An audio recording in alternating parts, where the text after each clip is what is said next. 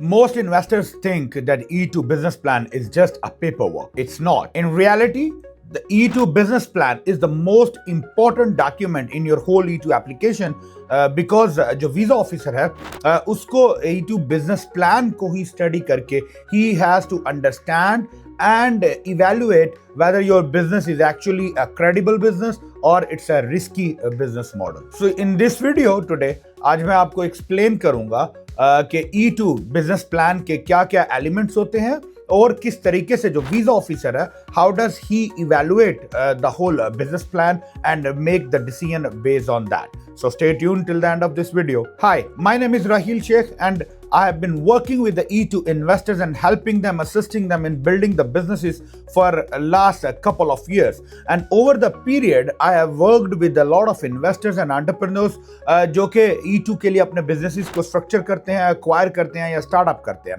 And one common thing which I have seen and I have reviewed is that E2 business plan is not just a piece of paper, but it's more likely an investment dossier जिसकी base के ऊपर visa officer जो है वो अपना पूरा decision जो है वो बेस करता है. So let's walk through in details and dissect what a strong business plan should look like. And we will identify that an investment business plan or E2 visa business plan should explain real purpose of the business and the whole venture. We will also discuss what are the key sections of the business plan जो visa officer review करते हैं. Then we will identify common mistakes जो बहुत सारे investors जो है वो करते हैं जिसकी वजह से उनके वीजा रिजेक्शंस के चांसेस जो है वो बढ़ जाते हैं. And most importantly, what kind of projections should we add into the business plan, and at the same time what are your hiring goals and the hiring plans for your E2 business. So let's start with the most important point, and that is basically the purpose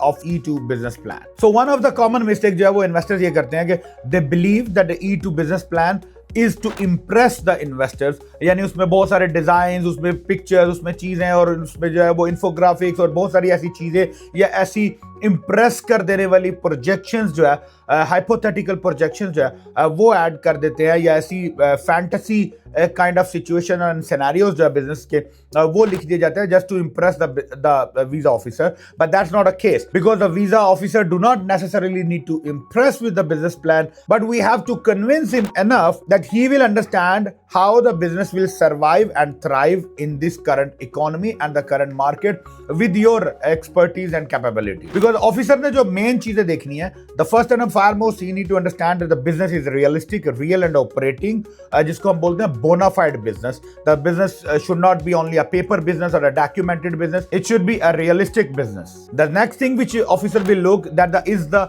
investor prepared for this business. यानी वो business और investor के profiles आपस में match कर रहे हैं. And the third most important thing is will the business survive and thrive, pay taxes and hire employees. So that is called a socio-economic contribution. And the best thing is कि business plan को ये तमाम जो तीनों questions हैं इनके answers जो है वो professionally and realistically देने हैं, not emotionally or impulsive kind of or high optimistic kind of answers. Section number 2 of the business plan should go for an executive summary. Executive summary में basically होता क्या है that it has to set the tone of the whole business plan document जो इसके बाद जो visa officer है वो उसको रिव्यू करेगा. और executive summary में it should give you the complete business overview, it should give you the complete hiring plan, business model, financial structuring of the business, financial feasibilities and overall the growth outlook of the business. What are the types of the weak executive summaries is like too vague, बहुत generalize करके आपने जो है वो information किया, you are not talking specifically and particularly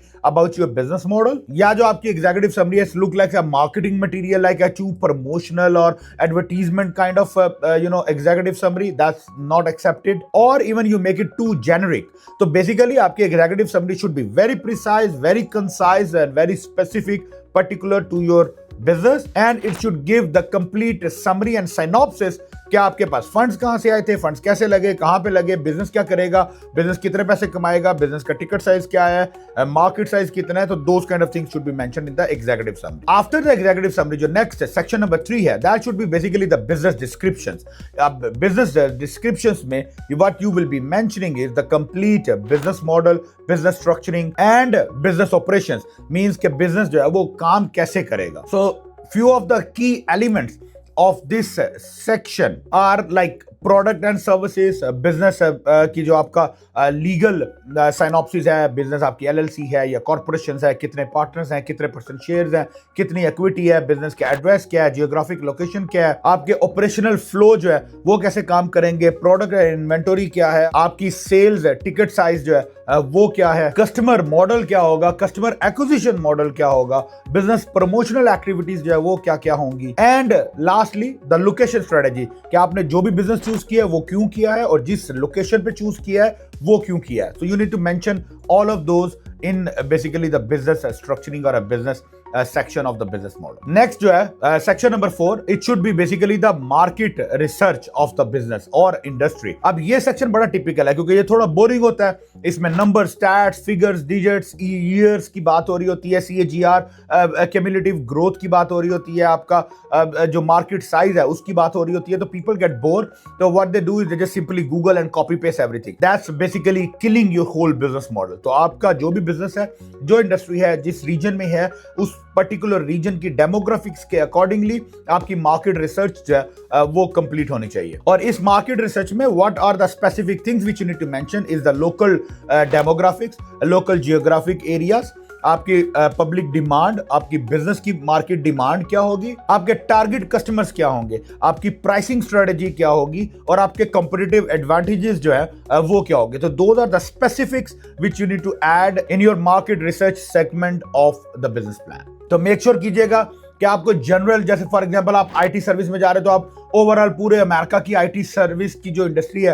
आप उसके stats लिख दे कि ये इतने ट्रिलियन डॉलर या इतने बिलियन डॉलर की इंडस्ट्री है. आपको जो आईटी सर्विस का पर्टिकुलर, जैसे आप अगर मार्केटिंग सर्विस का या वेब डेवलपमेंट का काम कर रहे हो तो you need to do the market research of that web development service and you need to go with the local area कि आपकी उस लोकल, जिस कम्युनिटी में, जिस स्टेट में, जिस सिटी में आप बिल्ड कर रहे हो उस एरिया में कितनी डिमांड है. So make sure that you be very very specific when it comes to the market research section. Next जो सेक्शन नंबर 5 है, that should basically go with your organisational structure. So organisational structure में क्या होता है, आपका एक organisational chart बनेगा. चाहे आपकी एक ग्रोसरी है, सिंगल मैन कंपनी से आप अभी स्टार्ट कर रहे हो, but eventually as a scope of E2 is you would be ending up in hiring the employees.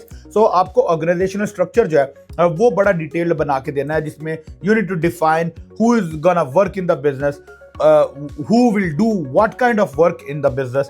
आपका हायरिंग प्लान क्या है, ईयर 1 में कितने एम्प्लॉयज करोगे, कितने ईयर 3 में कितने एम्प्लॉयज होंगे, ईयर 5 में कितने एम्प्लॉयज होंगे. तो इस तरीके से आपका पूरा जो ऑर्गेनाइजेशनल प्लान है या हायरिंग प्लान है, एम्प्लॉयमेंट प्लान है, वो आपने पूरा ऑर्गेनाइजेशनल स्ट्रक्चर में मेंशन करना है. And with each category you need to mention their job description, their roles, their KPIs कि कौन बंदा क्या काम करेगा और उस काम की आपके बिजनेस को क्या जरूरत है. तो मेक श्योर कि आप कोई बड़ा इमोशनल टाइप का या इंपल्सिव या एम्बिगुअस टाइप का जो है वो ऑर्गेनाइजेशनल स्ट्रक्चर या प्लान नहीं बनाओगे कि हम आप अगर ग्रोसरी एक फॉर एग्जांपल खोल रहे हो, आप बोलते हो हम 12 एम्प्लॉयज हायर करेंगे, तो एक स्मॉल स्केल की ग्रोसरी में 12 एम्प्लॉयज की जरूरत ही नहीं है, पॉसिबल ही नहीं है. तो it can not even afford financially and it can not even afford operationally. तो मेक श्योर कि आप रियलिस्टिक जो नंबर्स हैं वो मेंशन करो अपने ऑर्गेनाइजेशनल स्ट्रक्चर में. नेक्स्ट जो सेक्शन नंबर 6 है, that is very important because that goes for an investment breakup. जी बिल्कुल, इन्वेस्टमेंट में अब आपने यहाँ पे क्या करना है, अगर आप अपना बिजनेस चाहे बाय कर रहे हो चाहे स्टार्ट कर रहे हो तो आपको कंप्लीट इन्वेस्टमेंट का ब्रेक डाउन देना है कि आपकी टोटल कितनी इन्वेस्टमेंट हुई है और वो इन्वेस्टमेंट आपके बिजनेस के किस किस सेक्शन में लगी है. यानी फॉर एग्जांपल आपकी लीज में कितनी अमाउंट गई है, आपके इंफ्रास्ट्रक्चर में कितनी गई है, इक्विपमेंट में कितनी गई है, इन्वेंटरी में कितनी है, आपके आईटी स्ट्रक्चर में कितने गए हैं, आपने जो है वो ब्रांडिंग, प्रमोशन, मार्केटिंग एक्टिविटीज में कितने पैसे स्पेंड किए हैं, हायरिंग में कितने पैसे स्पेंड किए हैं, सैलरीज में कितने पैसे पे कर रहे हैं. तो all those kind of breakup जो आपकी टोटल इन्वेस्टमेंट थी उसके आपने जो है वो सारे हेड अकाउंट्स बना के you need to mention in your investment section of the business plan. Next section number 7 जो है, चूंकि हम we are talking about the financials, the money part, so now the immediately after the investments we talk about the financial projections कि आपकी business की फिजिबिलिटीज क्या है. आप और फिजिबिलिटीज में बहुत इंपॉर्टेंट है, लोग बड़े ऑप्टिमिस्टिक हो गए जी हम $2 मिलियन, $5 मिलियन, $10 मिलियन डॉलर का रेवेन्यू कर लेंगे, ऐसे नहीं करना आपको। You have to make sure कि आपके बिजनेस की जितनी कैपेसिटी है, because you need to justify and satisfy कि आपने अगर $1 मिलियन बोला कि हमारा बिजनेस बनाएगा, तो वो कैसे बनाएगा, उस बिजनेस में इतनी कैपेसिटी भी तो होनी चाहिए।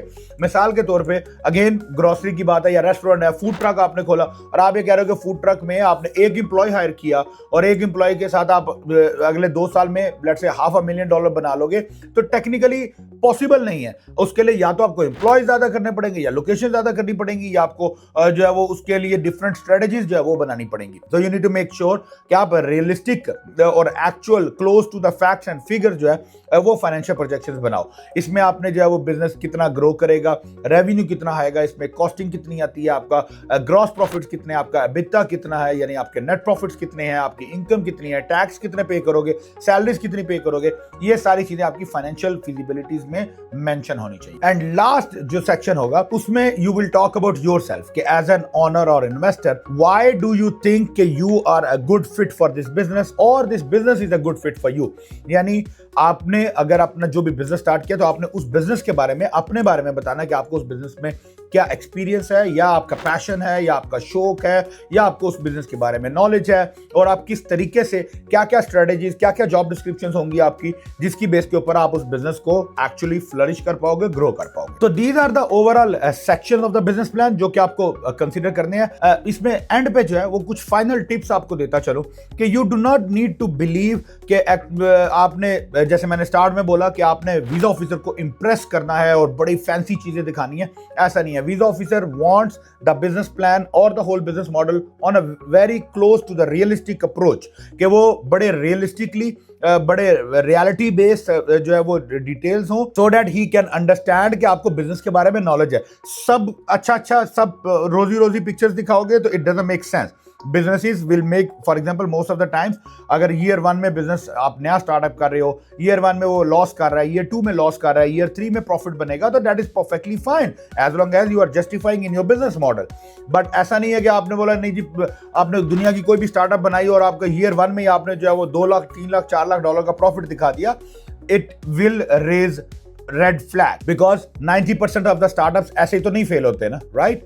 तो दैट्स अ कॉमन फैक्ट। तो यू नीड टू अंडरस्टैंड कि जो बिजनेसेस हैं वो ईयर 1 में, ईयर 2 में, नए businesses particularly may not make profits but they are generating a great cash flow। और जो कॉमन मिस्टेक्स हैं वो जो आपने अवॉइड करनी है, डू नॉट कॉपी पेस्ट। आपने कोई स्टैंडर्ड टेम्पलेट बिजनेस प्लान्स जो है वो नहीं लेने, आपने copy pasted Google data, Google general copy paste data वो नहीं आपने इसमें रखना। आजकल चैट जीपीटी पे चलता है तो बहुत सारे लोग ऐसे करते हैं, चैट जीपीटी का एज इट इज पूरा फॉर्मेट उठाया। Yes, you can use the IT tool, you can use the AI tool up to improvise your business plan. बट अगर आप पूरे का पूरा बिजनेस प्लान ही कॉपी पेस्ट करके सारा लिख देंगे तो दैट विल रेज क्वेश्चंस के you are not deeply involved or deeply engaged into your business. So hope this video will help you and understand what kind of business plan are the visa officers looking at. और अगर इसके बाद भी आपके कोई further questions हैं with regards to the business model, business plan writing या E2 visa से related, then feel free to contact with me. Me and my team would be happy to address all of your concerns. Thank you so much. Assalamu alaikum.